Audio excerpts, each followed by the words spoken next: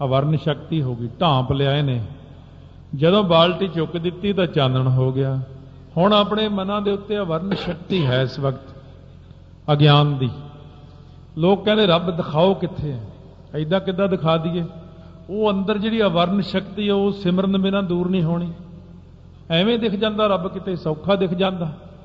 ये किते मदारी का तमाशा आ दिखाई भी सानू, मदारी का तमाशा नहीं महाराज कहते, यह अवर्ण शक्ति है। फिर दूजी शक्ति है उसकी विक्षेपता, नानापुणा, वखरेवापुणा।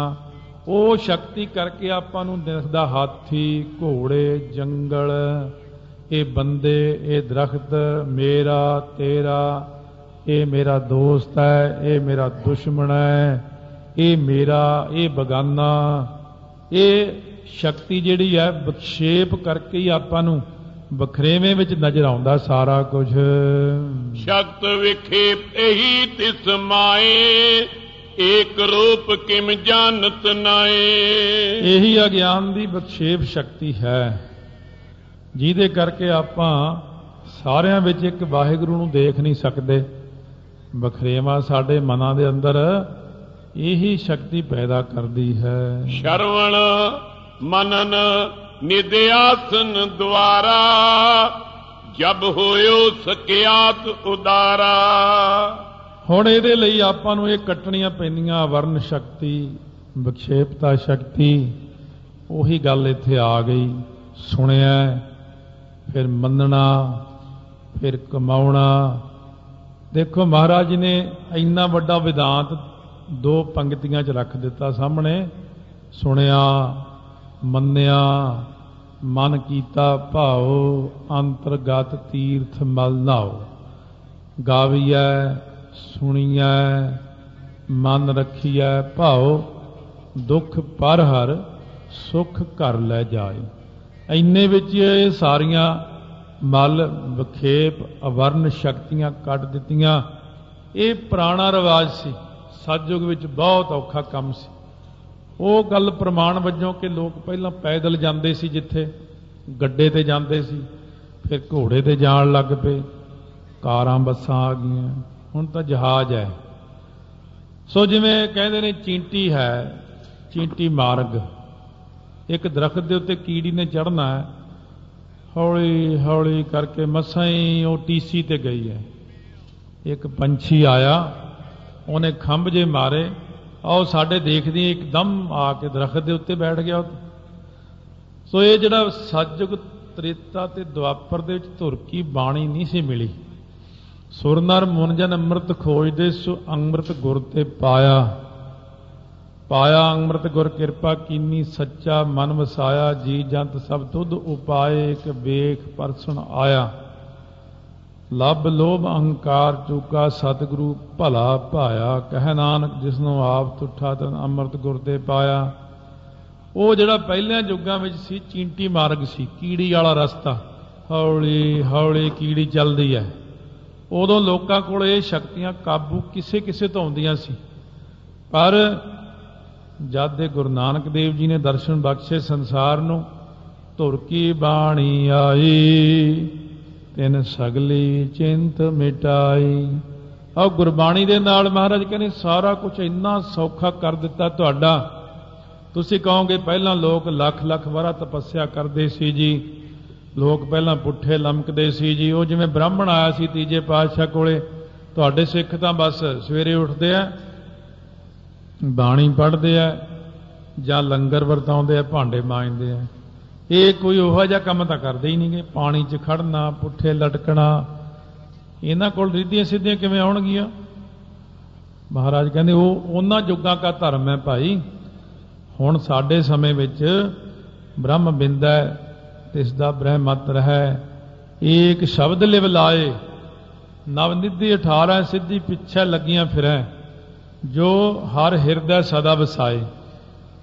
इस करके शक्तियां नाम दे नाल सुते सिद्धि, जिवें श्रवण, नाम श्रवण करो, कथा श्रवण करो, कीर्तन श्रवण करो, फिर इहदा मनन करो। ये ना कहो भी ये गल्लां एवें ही ने। फिर इहदा निध्यासन करो। निध्यासन हुंदा सिमरन कमाई। जब होयो सखियात उदारा, ਫਿਰ ਕੀ ਹੋਇਆ, ਅੰਦਰ ਪ੍ਰਕਾਸ਼ ਹੋ ਗਿਆ। ਕੋਠੇ ਅੰਦਰ ਜਿਵੇਂ ਪ੍ਰਕਾਸ਼ ਕਰ ਦਈਏ ਸਾਰਾ ਦਿਖਣ ਲੱਗ ਜਾਂਦਾ ਹੈ, ਇਉਂ ਸਾਡੇ ਅੰਦਰ ਅਗਿਆਨ ਦਾ ਜਿਹੜਾ ਹਨੇਰਾ ਹੈ, ਆਵਰਨ ਤੇ ਵਿਖੇਪ ਸ਼ਕਤੀਆਂ ਨੇ, ਮਲ ਸ਼ਕਤੀ ਹੈ, ਇਹ ਨਾਮ ਦੇ ਨਾਲ ਪ੍ਰਕਾਸ਼ ਹੁੰਦਿਆਂ ਸਾਰੀ ਇੱਕਦਮ ਚਾਨਣ ਹੋ ਗਿਆ ਹੈ। ਤ੍ਰੈ ਗੁਣ ਤੀਨ ਅਵਸਥਾ ਛੋਰ, ਫਿਰੀ ਬ੍ਰਿਤੀ ਚਲ ਤੁਰਿਆ ਊਰ। ਬਿਰਤੀ ਜਿਹੜੀ ਸੀ ਉਹ ਤੁਰਿਆ ਵੱਲ ਤੁਰ ਪਈ, ਤੁਰਿਆ ਵੱਲ ਚੱਲੀ ਹੈ, ਸਥਿਤੀ ਹੋਈ ਤੁਰਿਆ ਵੱਲ। ਇਹ ਤਿੰਨ ਗੁਣ, ਰਜੋ ਗੁਣ, ਤਮੋ ਗੁਣ, ਸਤੋ ਗੁਣ, ਤ੍ਰੈ ਗੁਣ ਤੇ ਤਿੰਨ ਅਵਸਥਾ, ਸੁਪਨ, ਸੁਖੋਪਤ ਤੇ ਜਾਗਰਤ, ਤਿੰਨਾਂ ਨੂੰ ਛੱਡ ਕੇ ਬਿਰਤੀ ਟਿਕ ਗਈ ਅਤੇ ਸਾਡੀ ਬਿਰਤੀ ਤੁਰਿਆ ਵੱਲ ਚੱਲੀ। ਤੁਰਿਆ ਭੂਮਿਕਾ ਹੈ ਇੱਕ, ਜਤ ਪਹਾਰਾ ਧੀਰਜ ਸੁਨਿਆਰ, ਉਸ ਤੋਂ ਵੀ ਪਹਿਲਾਂ ਹੈ ਤੁਰਿਆ। ਇੱਕ ਇਹ ਜਿਹੜੀ ਜਤ ਪਹਾਰਾ ਵਿੱਚ ਕਥਨ ਕੀਤੀ ਹੈ, ਇਹਨੂੰ ਕਹਿੰਦੇ ਤੁਰਿਆ ਅਤੀਤ ਅਵਸਥਾ, ਜਿਹੜੀ ਸਤਿਗੁਰਾਂ ਦੀ ਹੈ। ਇਸ ਕਰਕੇ ਤੁਰਿਆ ਵੱਲ ਨੂੰ ਮਨ ਚੱਲ ਪਿਆ। ਆਨੰਦ ਆਤਮ ਮੈਂ ਥਿਰਤਾ ਭਏ, ਜਿਤ ਕਿਤ ਏਕ ਰੂਪ ਹੈ ਗਏ। ਆਨੰਦ ਆਤਮਾ ਵਿੱਚ ਜਾ ਕੇ ਮਨ ਟਿਕ ਗਿਆ, ਕਿਉਂਕਿ ਆਤਮਾ ਸਤ ਚੇਤਨ ਆਨੰਦ ਸਰੂਪ ਹੈ। ਉਹਦੇ ਵਿੱਚ ਜਾ ਕੇ ਜਦੋਂ ਮਨ ਟਿਕ ਗਿਆ, ਆਨੰਦ ਹੀ ਆਨੰਦ ਹੈ। ਦੋਨੋਂ ਸ਼ਕਤ ਸਹਿਤ ਅਗਿਆਨ, ਗੁਰੂ ਬਾਕ ਤੇ ਕੀ ਅਸਹਾਨ। ਇਹ ਜਿਹੜਾ ਗਿਆਨ ਸੀ ਦੋਹਾਂ ਸ਼ਕਤੀਆਂ ਦੇ ਸਮੇਤ, ਆਵਰਨ ਸ਼ਕਤੀ, ਵਿਖੇਪ ਸ਼ਕਤੀ, ਇਹ ਦੋਨਾਂ ਦਾ ਨਾਸ ਸਤਿਗੁਰੂ ਜੀ ਨੇ ਕੀਤਾ। ਗੁਰੂ ਬਾਕ ਤੇ ਕੀ ਅਸਹਾਨ, ਗੁਰਾਂ ਦੇ ਵਾਕ ਕਰਕੇ ਜਿਹੜਾ ਅੰਦਰ ਅਗਿਆਨ ਛਾਇਆ ਪਿਆ ਸੀ ਉਹ ਅੰਦਰੋਂ ਨਾਸ ਹੋ ਗਿਆ। ਕਿਉਂਕਿ ਜਦ ਮੈਨੂੰ ਗੁਰਾਂ ਨੇ ਬਚਨ ਕੀਤੇ, ਬਾਣੀ ਸੁਣਾਈ, ਮਹਾਰਾਜ ਨੇ ਮੈਨੂੰ ਕਹਿੰਦੇ, ਭਰੀਐ ਹੱਥ ਪੈਰ ਤਨ ਦੇਹ, ਬਾਣੀ ਧੋਤੈ ਉਤਰ ਸੁਖੇ, ਮੂਤ ਪਲੀਤੀ ਕੱਪੜ ਹੋਏ, ਦੇ ਸਾਬੂਣ ਲਈਆ ਉਹ ਧੋਏ, ਭਰੀਐ ਮਤ ਪਾਪਾਂ ਕੈ ਸੰਗ, ਉਹ ਧੋਪੈ ਨਾਵੈ ਕੈ ਰੰਗ। ਜਦ ਮੈਨੂੰ ਗੁਰਾਂ ਨੇ ਉਹ ਉਪਦੇਸ਼ ਦਿੱਤਾ ਤਾਂ ਉਸੇ ਵਕਤ ਮੇਰੀਆਂ ਸਾਰੀਆਂ ਇਹ ਅਗਿਆਨ ਦੀਆਂ ਸ਼ਕਤੀਆਂ, ਆਵਰਨ ਤੇ ਵਿਖੇਪ, ਸਾਰੀਆਂ ਮੈਲਾਂ ਉਤਰ ਗਈਆਂ। ਜੀਵ ਈਸ਼ ਨਦੀ ਵਾਹਾ ਰੂਪ, ਪਰੇ ਬੀਚ ਪੇ ਸਮੁੰਦਰ ਅਨੂਪ। ਉਹ ਜੀਵ ਅਤੇ ਈਸ਼, ਜੀਵ ਜਿਹੜਾ ਸੀ ਵਾਹਾ, ਵਾੜਾ, ਛੋਟਾ ਜਿਹਾ ਪਾਣੀ ਦਾ ਨਾਲਾ, ਸੂਆ ਛੋਟਾ ਜਿਹਾ। ਈਸ਼ ਹੈ ਜੋ ਸਰਗੁਣ ਵਿੱਚ ਦੁਨੀਆ ਨੂੰ ਬਣਾਉਣ ਵਾਲਾ, ਅਤੇ ਨਦੀ ਜਿਹੜੀ ਹੈ ਉਹ ਹੈ ਇਸ ਪ੍ਰਕਾਰ ਦੇ ਨਾਲ ਜੀਵ ਈਸ਼ ਨਦ ਵਾਹਾ ਰੂਪ। ਇਸੇ ਪ੍ਰਕਾਰ ਜਿਹੜਾ ਜੀਵ ਹੈ ਤਾਂ ਵਾਹਾ ਰੂਪ ਹੈ, ਈਸ਼ ਨਦੀ ਰੂਪ ਹੈ। ਇਹ ਦੋਨੋਂ ਕਿੱਥੇ ਮਿਲ ਗਏ? ਜਾ ਕੇ ਸਮੁੰਦਰ ਦੇ ਵਿੱਚ ਇੱਕ ਮਿਕ ਹੋ ਗਏ, ਮਾਨੋ ਕਿ ਦੋਵੇਂ ਜਾਣੇ ਬ੍ਰਹਮ ਰੂਪ ਹੋ ਗਏ। ਜਹਤੀ ਤੇ ਨਾ ਏਕਤਾ ਬਨੇ, ਗੰਗ ਕੋਖ ਇੱਕ ਤਜਬੋ ਬਨੇ। ਹੁਣ ਦੋ ਕੌਖੀਆਂ ਚੀਜ਼ਾਂ ਆਈਆਂ ਨੇ, ਜਹਤੀ ਲਕਸ਼ਣਾ ਇਹਨੂੰ ਕਹਿੰਦੇ ਨੇ। ਇਹਦਾ ਕਰਕੇ ਏਕਤਾ ਨਹੀਂ ਬਣਦੀ। ਗੰਗ ਘੋਖ ਇੱਕ ਤਜਬੋ ਭੰਨੇ। ਸੋ ਇਸ ਪ੍ਰਕਾਰ ਕਹੀਏ, ਜਿਵੇਂ ਜਦ ਕਹੀਏ ਕਿ ਗੰਗਾ ਜਿਹੜੀ ਆ, ਗੰਗਾ ਦੇ ਵਿੱਚ ਕਿਸੇ ਨੇ ਘਰ ਬਣਾ ਲਿਆ ਆਪਣਾ, ਭਾਵ ਕਿ ਗੰਗਾ ਦੇ ਵਿੱਚ ਫਲਾਣੇ ਦਾ ਘਰ ਹੈ, ਜਲ ਦੇ ਪ੍ਰਵਾਹ ਵਿੱਚ ਘਰ ਕਿਵੇਂ ਬਣ ਸਕਦਾ ਹੈ? ਇਹ ਗੱਲ ਸੰਭਵ ਨਹੀਂ ਹੈ। ਤਾਂ ਤੇ ਸਮਝਾਂਗੇ, ਅੱਛਾ ਉਹ ਗੰਗਾ ਦੇ ਕਿਨਾਰੇ ਉਹਨੇ ਘਰ ਬਣਾਇਆ ਹੈ। ਉਹਦੇ 'ਚ ਆਪਾਂ ਨੂੰ ਇੱਕ ਚੀਜ਼ ਛੱਡਣੀ ਪੈਂਦੀ ਹੈ, ਬਈ ਉਹਨੇ ਤਾਂ ਗੰਗਾ ਦੇ ਵਿੱਚ ਹੀ ਘਰ ਬਣਾ ਲਿਆ। ਜਿਵੇਂ ਕੋਈ ਇੱਥੇ ਨਦੀ ਤੇ ਘਰ ਬਣਾ ਲੈਣ ਤੇ ਆਪਾਂ ਕਹੀਏ ਇਹ ਲੈ ਨਦੀ ਤੇ ਘਰ ਬਣਾ ਕੇ ਬਹਿ ਗਏ, ਪਾਣੀ 'ਚ ਘਰ ਬਣਾ ਲਿਆ ਹੈ, ਵੀ ਇਹ ਤਾਂ ਜਦ ਪਾਣੀ ਚੜ੍ਹਿਆ ਹੈ ਫਿਰ ਇਹਨਾਂ ਦਾ ਕੀ ਬਣੂਗਾ? ਇਸੇ ਪ੍ਰਕਾਰ ਕਹਿੰਦੇ ਇਹਦੇ 'ਚ ਇੱਕ ਚੀਜ਼ ਛੱਡਣੀ ਪੈਂਦੀ, ਨਦੀ ਦੇ ਵਿੱਚ ਘਰ ਨਹੀਂ ਬਣਾਇਆ, ਮਤਲਬ ਕਿ ਉਹਦੇ ਕਿਨਾਰੇ ਤੇ। ਇਉਂ ਇੱਕ ਚੀਜ਼ ਨੂੰ ਛੱਡ ਕੇ ਫਿਰ ਇਹ ਇੱਕ ਚੀਜ਼ ਦਾ ਗਿਆਨ ਹੋ ਜਾਂਦਾ। ਇਹ ਸਮਝਾਉਂਦੇ ਹਨ, ਜੀਵ ਈਸ਼ ਦੋਨੋਂ ਪਰ ਹਰੇ, ਤਬ ਇਕਤਾ ਕਹੋ ਕਿਸ ਕੀ ਕਰੇ। ਭਾਵ ਜਿੱਥੇ ਜਦ ਕਹੀਏ ਕਿ ਜੀਵ ਈਸ਼ਰ ਦੋ, ਇਹਨਾਂ ਵਿੱਚੋਂ ਕੋਈ ਇੱਕ ਪਦ ਛੱਡ ਦੇਣਾ ਪੈਣਾ ਤਾਂ ਬਾਕੀ ਇੱਕੋ ਰਹਿ ਗਿਆ। ਸੋ ਏਕਤਾ ਕਿਸ ਨਾਲ ਕਰਾਂਗੇ? ਜੀਵ ਅਤੇ ਈਸ਼ ਜਿਹੜਾ ਹੈ, ਜੇ ਇਹਦੇ ਚੋਂ ਜੀਵ ਛੱਡ ਦਈਏ ਤਾਂ ਈਸ਼ਰ ਰਹਿ ਗਿਆ, ਜੇ ਈਸ਼ਰ ਛੱਡਦੀ ਤਾਂ ਜੀਵ ਰਹਿ ਗਿਆ। ਕਿਉਂ ਫਿਰ ਇਹਦੇ ਵਿੱਚ ਪ੍ਰਮਾਣ ਕਿਵੇਂ ਦੇਵਾਂਗੇ? ਤਥਾ ਅਜੈਤੀ ਗ੍ਰਹਿਣ ਕਰਨ ਮੈਂ, ਇਹ ਵੀ ਬਨੈ ਨਾ ਸੁਨੋ ਸ਼ਰਵਨ ਮੈਂ। ਪਹਿਲਾਂ ਜੈਤੀ ਲਕਸ਼ਣਾ ਸੁਣਾਇਆ ਹੈ, ਹੁਣ ਅਜੈਤੀ ਲਕਸ਼ਣਾ ਦੂਸਰਾ ਹੁੰਦਾ ਹੈ, ਉਹਨੂੰ ਸੁਣਾਉਂਦੇ ਨੇ ਕਿ ਇਹਦੇ ਵਿੱਚ ਵੀ ਆਪਾਂ ਜੋ ਗ੍ਰਹਿਣ ਨਹੀਂ ਕਰ ਸਕਦੇ, ਦੋਨਾਂ ਨੂੰ ਦੱਸ ਨਹੀਂ ਸਕਦੇ। ਜੀਵ ਈਸ਼ ਦੋਨੋਂ ਕੋ ਰਾਖੈ, ਔਰ ਗ੍ਰਹਿਣ ਕੇ ਕਰਨ ਬਿਲਾਖੈ। ਕਹਿੰਦੇ ਜੀਵ ਤੇ ਈਸ਼ਵਰ ਦੋਨਾਂ ਨੂੰ ਰੱਖੇ, ਹੋਰ ਗ੍ਰਹਿਣ ਕਰਨ ਦੀ ਅਭਿਲਾਖਾ ਕਰੇ।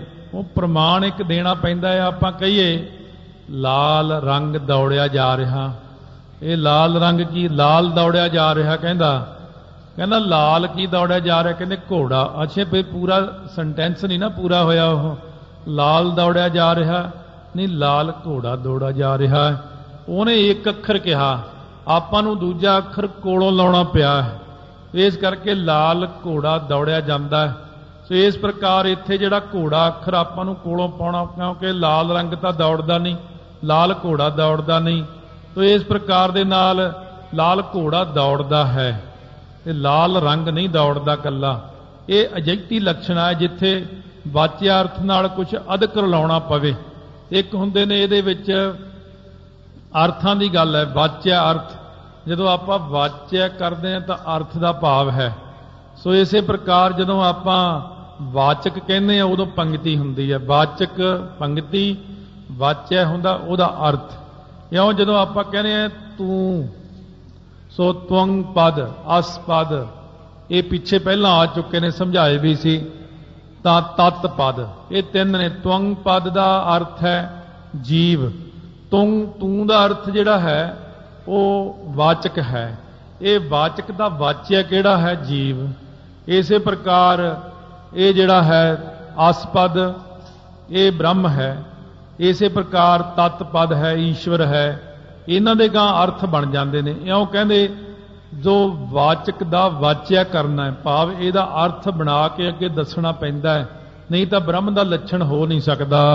ਅਰਥ ਨ ਸਿੱਧ ਦੋਹਨ ਤੇ ਹੋਵਾ, ਤਬ ਸਤਗੁਰ ਤ੍ਰਿਥੀ ਪਖ ਜੋਵਾ।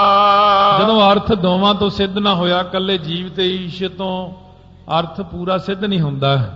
ਕੱਲਾ ਇਹ ਕਹੀਏ ਕਿ ਨਦੀ ਹੈ, ਇਹ ਨਾਲਾ ਹੈ, ਨਦੀ ਹੈ ਤੇ ਨਾਲਾ, ਸਮੁੰਦਰ ਦਾ ਨਾਂ ਹੀ ਨਾ ਲਈਏ, ਉਹ ਅਰਥ ਸਿੱਧ ਨਹੀਂ ਹੋਣਾ।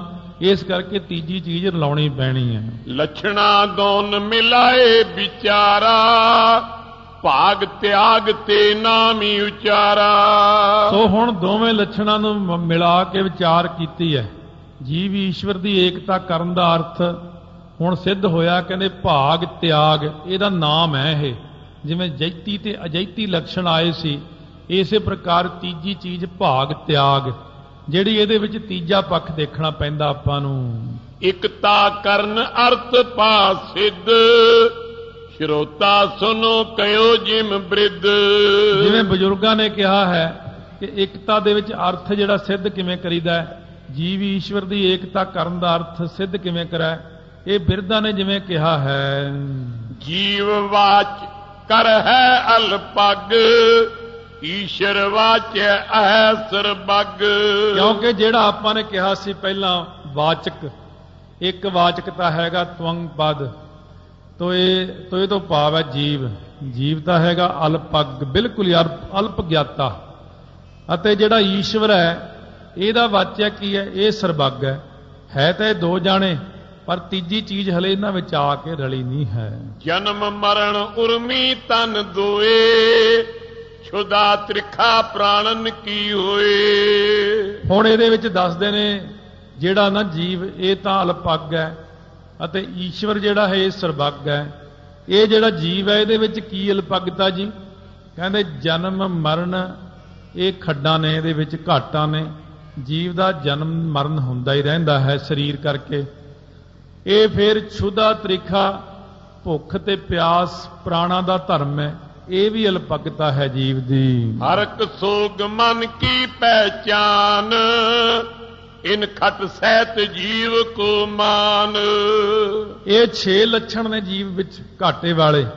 ਕਦੇ ਮਨ ਕਰਕੇ ਇਹਨੂੰ ਹਰਖ ਖੁਸ਼ੀਆਂ ਖੁਸ਼ੀਆਂ, ਕਦੇ ਸੋਗ ਜੜਿਆ ਰਹਿੰਦਾ ਹੈ। ਇਉਂ 6 ਲੱਛਣ ਨੇ। ਜਨਮ ਮਰਨ ਸਾਡੇ ਸਰੀਰ ਕਰਕੇ ਹੈ, ਸਾਨੂੰ ਭੁੱਖ ਤੇ ਪਿਆਸ ਪ੍ਰਾਣਾ ਕਰਕੇ ਹੈ, ਤੇ ਹਰਖ ਸੋਗ ਮਨ ਦੀ ਪਹਿਚਾਣ ਹੈ। ਇਹ 6 ਲੱਛਣਾਂ ਕਰਕੇ ਇਹਨੂੰ ਜੀਵ ਕਿਹਾ ਜਾਂਦਾ ਹੈ। ਪਰ ਇਹਦੇ ਉਲਟ ਜਿਹੜਾ ਈਸ਼ਵਰ ਹੈ, ਹੁਣ ਈਸ਼ਵਰ ਦੇ 6 ਗੁਣ ਦੱਸਦੇ ਹਨ। ਲక్ష్ਮੀ ਗਿਆਨ ਵਿਰਾਗ ਉਦਾਰ, ਜਸ ਐਸ਼ਵਰਜ ਗੁਣ ਖਸ਼ਟੀ ਉਚਾਰ।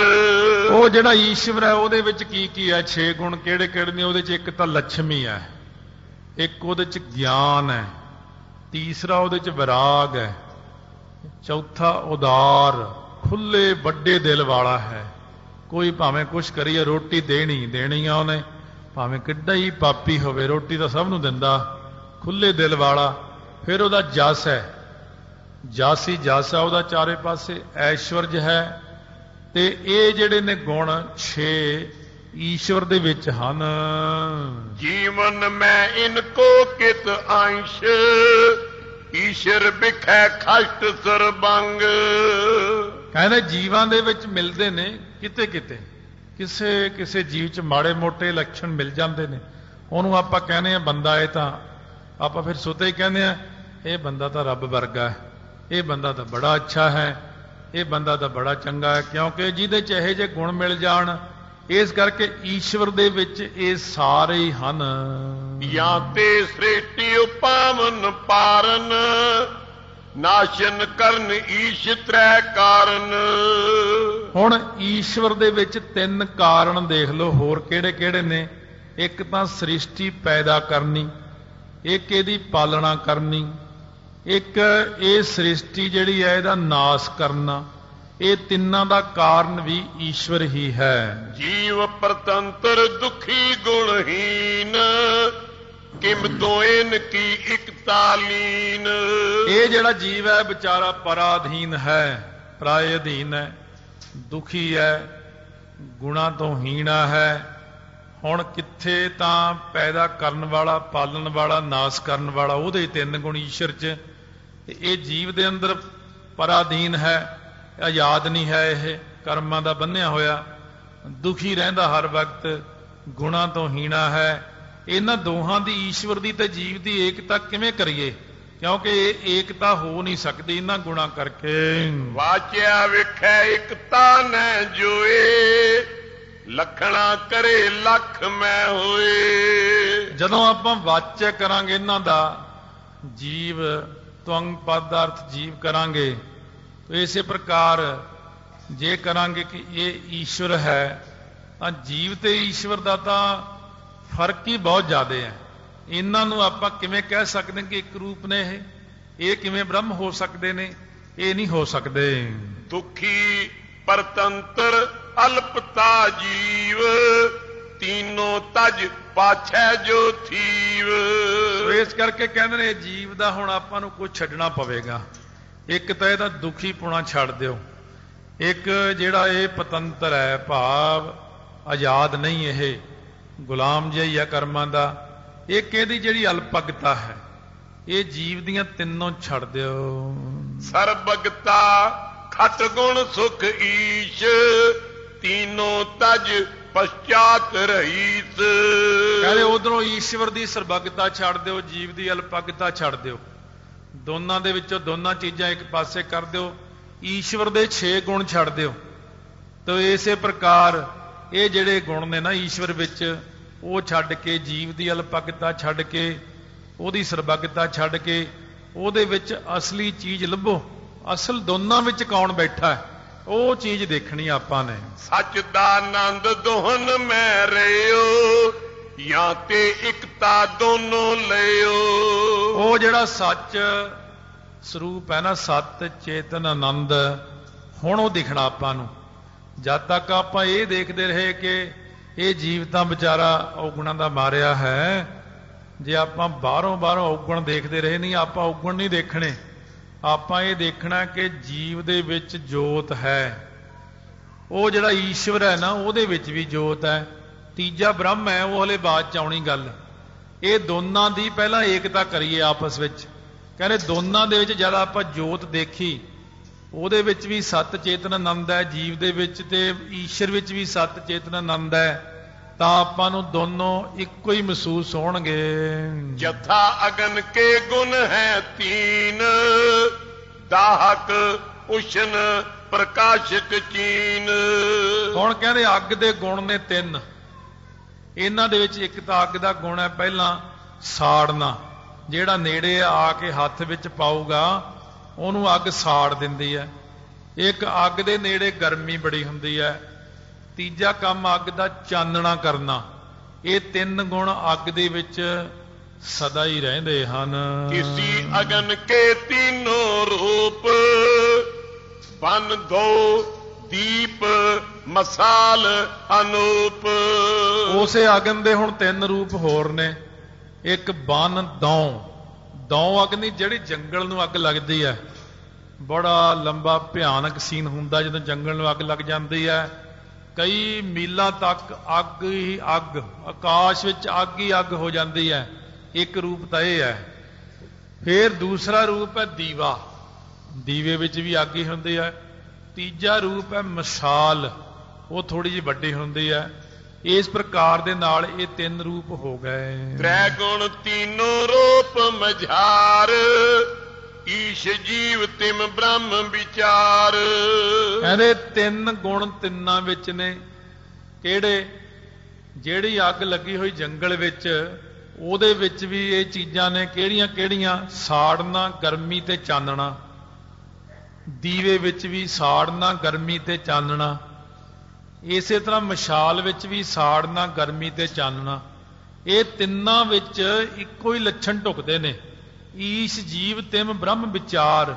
ਕਹਿੰਦੇ ਇਸੇ ਪ੍ਰਕਾਰ ਜਾਣ ਲਓ ਕਿ ਈਸ਼ ਅਤੇ ਜੀਵ ਦੋਵੇਂ ਬ੍ਰਹਮ ਨੇ। ਤਿਵੇਂ ਜੀਵ ਈਸ਼ਵਰ ਤੇ ਬ੍ਰਹਮ ਵਿੱਚ ਇਹ ਜਿਹੜੇ 3 ਸਾਂਝੇ ਗੁਣ ਨੇ ਨਾ, ਸਤ ਚੇਤਨ ਆਨੰਦ, ਇਹ ਸਾਂਝੇ ਗੁਣ ਹਨ। ਕਿਉਂ? ਆਤਮਾ ਤੱਕ ਚਲੇ ਜਾਣਾ। ਕਿਉਂਕਿ ਨਹੀਂ ਤਾਂ ਆਪਾਂ ਆਪਣੇ ਆਪ ਨੂੰ ਇਉਂ ਹੀ ਸਮਝਦੇ ਰਹਾਂਗੇ, ਮੈਂ ਤਾਂ ਬਿਲਕੁਲ ਹੀ ਨਿਮਾਣਾ ਜੀ, ਮੈਂ ਤਾਂ ਛੋਟਾ ਜੀ, ਥੱਲੇ ਨੂੰ ਜਾਈ ਜਾਵਾਂਗੇ, ਮੈਂ ਤਾਂ ਕਦੇ ਰੱਬ ਨੂੰ ਮਿਲ ਹੀ ਨਹੀਂ ਸਕਦਾ ਜੀ। ਫਿਰ ਮਹਾਰਾਜ ਨੇ ਇਹਨੂੰ ਸਮਝਾਇਆ, ਮਨ ਤੂੰ ਜੋਤ ਸਰੂਪ ਹੈ, ਆਪਣਾ ਮੂਲ ਪਛਾਣ। ਕਿਉਂ ਥੱਲੇ ਨੂੰ ਡਿੱਗਦਾ ਫਿਰਦਾ? ਦੇਖੋ ਜੀ, ਸਾਨੂੰ ਤਾਂ ਨਹੀਂ ਰੱਬ ਮਿਲ ਸਕਦਾ। ਕਿਉਂ ਨਹੀਂ ਮਿਲ ਸਕਦਾ? ਉਹ ਰੱਬ ਦਾ ਤੂੰ ਆਪ ਹੀ ਹੈ। ਆਪਣੇ ਅੰਦਰ ਨੂੰ ਪਹਿਚਾਣ, ਆਪਣੇ ਔਗਣਾਂ ਨੂੰ ਇੱਕ ਪਾਸੇ ਰੱਖ ਕੇ ਇੱਕ ਚੀਜ਼ ਦੇਖ। ਤੇਰੇ ਅੰਦਰ ਜੋਤ ਤਾਂ ਹੈ ਨਾ, ਤੇ ਜੋਤ ਹੀ ਵਾਹਿਗੁਰੂ ਵਿੱਚ ਹੈ, ਜੋਤ ਹੀ ਗੁਰੂ ਗ੍ਰੰਥ ਸਾਹਿਬ ਵਿੱਚ ਹੈ, ਉਹ ਜੋਤ ਹੀ ਸਰਬ ਵਿਆਪਕ ਹੈ, ਉਹ ਜੋਤ ਹੀ ਤਾਰਿਆਂ ਚੰਦਰਮਾ ਵਿੱਚ ਹੈ, ਉਹ ਜੋਤ ਹੀ ਤੇਰੇ ਵਿੱਚ ਹੈ। ਉਹ ਤੂੰ ਉਦਮ ਨਹੀਂ ਕਰਦਾ ਹੈ। ਉਦਮ ਕਰੈ ਭਲਕੈ ਪ੍ਰਭਾਤੀ, ਇਸ਼ਨਾਨ ਕਰੈ ਅੰਮ੍ਰਿਤਸਰ ਨਹਾਵੈ। ਉਹ ਜੇ ਤੂੰ ਉਦਮ ਕਰੇ ਨਾ, ਸਗਲ ਉਦਮ ਮੈਂ ਉਦਮ ਭਲਾ, ਹਰ ਕਾ ਨਾਮ ਜਪੋ ਜੀ ਸਦਾ। ਉਹ ਜੇ ਤੂੰ ਉਦਮ ਕਰੇ, ਉਹ ਤੂੰ ਵੀ ਸਤ ਚੇਤਨ ਆਨੰਦ ਬਣ ਸਕਦਾ। ਤੂੰ ਉਹਦੀ ਪਹਿਚਾਣ ਹੀ ਨਹੀਂ ਕੀਤੀ। ਉਹ ਤਾਂ ਖਾਨਾ ਹੀ ਨਹੀਂ ਖੋਲਦਾ। ਉਹ ਖਾਨਾ ਖੋਲ ਜਿਸ ਖਾਨੇ ਕਰਕੇ ਤੈਨੂੰ ਆਪਣੇ ਅੰਦਰ ਜੋਤ ਨਜ਼ਰ ਆ ਜਾਵੇ। ਇੱਕ ਆਕਾਸ਼ 3 ਭੇਦ ਬਨਾਏ, ਘਟ ਮਟ ਮਹਾਕਾਸ਼ ਦ੍ਰਿਸ਼ਟਾਏ। ਹੁਣ ਕਹਿੰਦੇ ਇੱਕ ਆਕਾਸ਼ ਹੈ। ਹੋਰ ਦ੍ਰਿਸ਼ਟਾਂਤ ਦਿੰਦੇ ਨੇ। ਕਹਿੰਦੇ ਆਕਾਸ਼ ਦੇ 3 ਭੇਦ ਬਣਾਏ ਨੇ। ਘੜਾ, ਘੜੇ ਵਿੱਚ ਜਿਹੜੀ ਖਾਲੀ ਥਾਂ ਹੈ ਇਹ ਵੀ ਆਕਾਸ਼ ਹੀ ਹੈ। ਕੋਠੇ ਦੇ ਵਿੱਚ ਜਿਹੜੀ ਖਾਲੀ ਥਾਂ ਹੈ ਇਹ ਵੀ ਆਕਾਸ਼ ਹੀ ਹੈ। ਬੱਦਲਾਂ ਦੇ ਥੱਲੇ ਜਿਹੜੀ ਖਾਲੀ ਥਾਂ ਇਹ ਵੀ ਆਕਾਸ਼ ਹੀ ਹੈ। ਇਹਨਾਂ ਨੇ 3 ਲਿਖੇ ਨੇ, ਵੈਸੇ 6 ਹੁੰਦੇ ਨੇ। ਸੋ ਇਸ ਕਰਕੇ ਘਟਾਕਾਸ਼, ਮਟਾਕਾਸ਼, ਮੇਘਾਕਾਸ਼, ਚਿਦਾਕਾਸ਼, ਇਹ ਸਾਰੇ ਇੱਕ ਆਪਣੇ ਹਿਰਦੇ ਵਿੱਚ ਖਾਲੀ ਥਾਂ ਹੈ, ਉਹਨੂੰ ਵੀ ਆਕਾਸ਼ ਹੀ ਕਹਿੰਦੇ ਨੇ। ਹਿਰਦਾ ਆਕਾਸ਼, ਉਹ ਗੁਰਬਾਣੀ ਜਦ ਕਥਾ ਆਉਂਦੀ ਕਦੇ ਫਿਰ ਇਹ ਚੀਜ਼ਾਂ ਸਾਹਮਣੇ ਆਉਂਦੀਆਂ। ਇੱਕ ਆਪਣੇ ਦਸਮ ਦੁਆਰ ਵਿੱਚ ਵੀ ਖਾਲੀ ਥਾਂ, ਉਹਨੂੰ ਵੀ ਉਤਲਾ ਆਕਾਸ਼ ਕਹਿੰਦੇ ਨੇ, ਉਹਨੂੰ ਚਿਦਾਕਾਸ਼ ਕਹਿੰਦੇ ਨੇ, ਜਿੱਥੇ ਬ੍ਰਹਮ ਦਾ ਆਭਾਸ ਪੈਂਦਾ ਜਾ ਕੇ।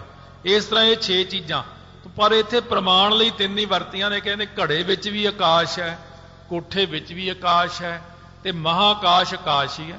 ਇਸ ਕਰਕੇ ਤਿੰਨਾਂ ਦੇ ਵਿੱਚ ਆਕਾਸ਼ ਹੀ ਹੈ। ਛੋਟੋ ਬੜ ਉਪਾਦ ਤੇ ਹੋਏ, ਨਾਸ਼ ਉਪਾਦ ਏਕ ਹੀ ਸੋਏ। ਕਹਿੰਦੇ ਛੋਟੇ ਵੱਡੇ ਕਰਕੇ ਇਹ ਆਪਾਂ ਨੂੰ ਨਜ਼ਰ ਆਉਂਦਾ ਹੈ।